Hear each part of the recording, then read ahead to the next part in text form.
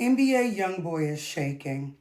And today changed me as far as how I think about NBA Youngboy, whose real name is Kentrell Gaulden. Today, I saw his heart a little bit.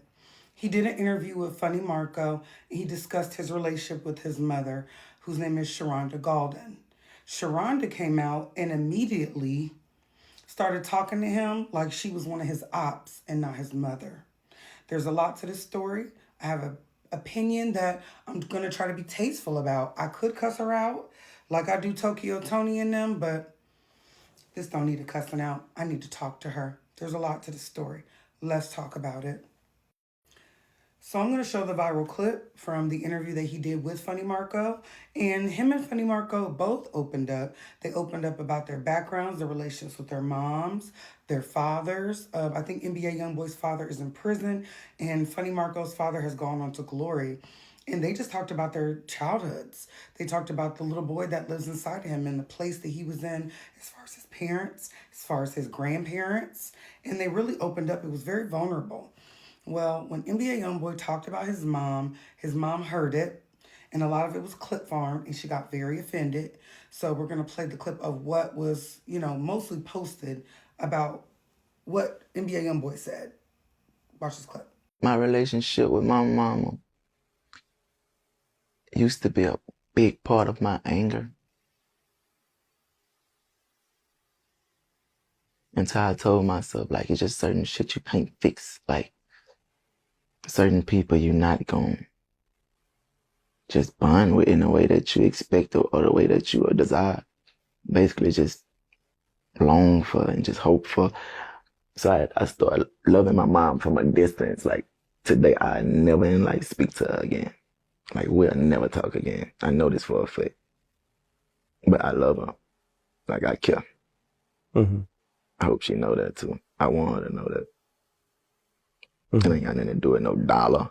Uh, Well, after that clip, she followed up with her own clip where she did a lot of hooting and hollering, talking about don't speak on my name crazy, but also referenced that she had been with him at the time of the interview. He later on confirmed that that was a lie. He said that no, she's not nowhere here. I'm in another country. My mama ain't never been to no daggone Korea. I am not even here. For her to be saying that she's in the studio with Funny Marco and I in Asia. She's probably in New Orleans with his children or her grandchildren.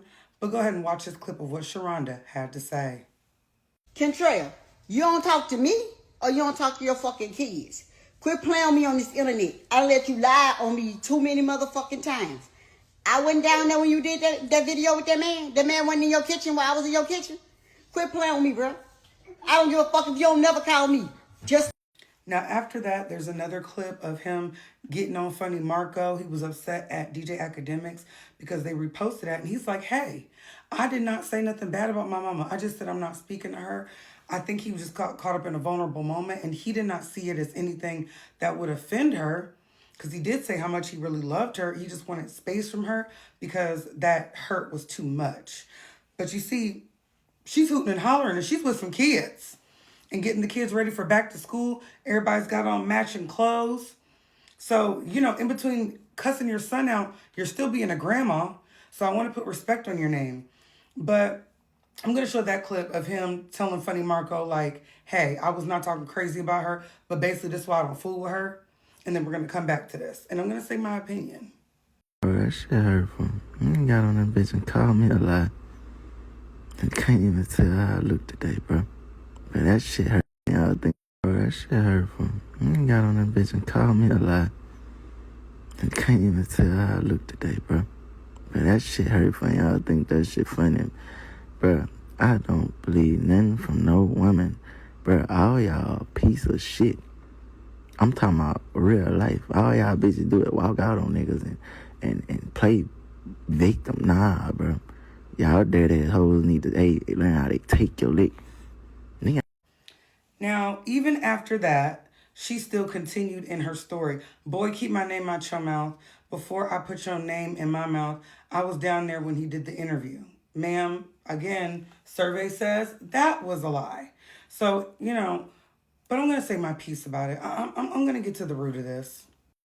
Miss Sharonda, And now I gotta talk to you. I gotta look in your eyes. Miss Sharonda, your baby is hurting. Your baby is hurting.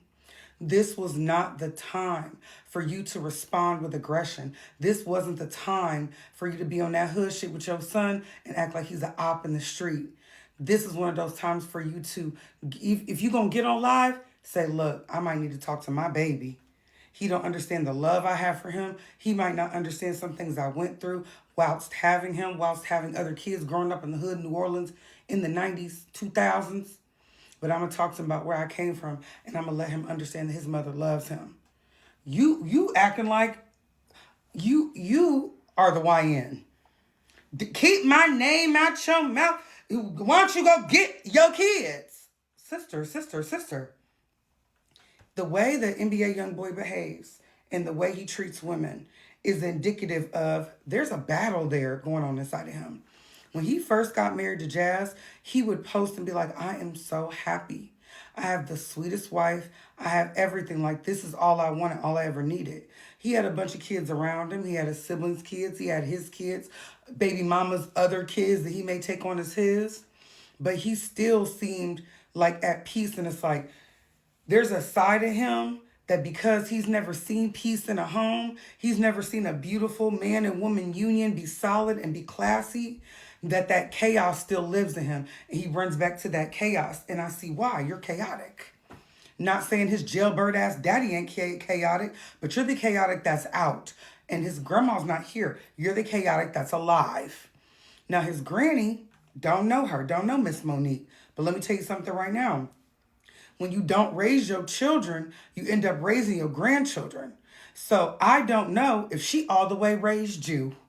Okay? I don't know if she all the way raised you. By the time Kentrell and them came along, she's docile older lady. She ain't got no smoke in her to give. So he probably got the best of her, the calmness of her, the chamomile tea version of her grandma, when you got the hard liquor version back in the 70s and 80s or whenever, you know? So I understand both sides. But what I'm saying is, your baby needs you. He's still this age when he talks about her. He just like, that made me so angry for so many years.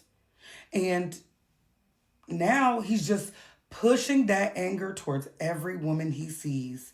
The broken homes is coming from the root, and your aggression has planted the seed.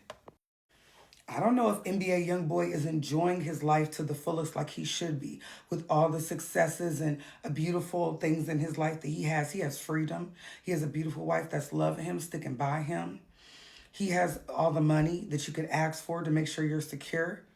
This man was on so many drugs, trying to numb that pain of a mother that is a YN, that treats him like a nigga off the street. Not a loving mother that says, son, I'm about to call you. Whatever it is, don't stop speaking to me. Fix it. We're going to fix this. We're going to get through this. We're not going to leave each other's lives. You came for me, and you'll always be a part of me. That's what that boy needed to hear.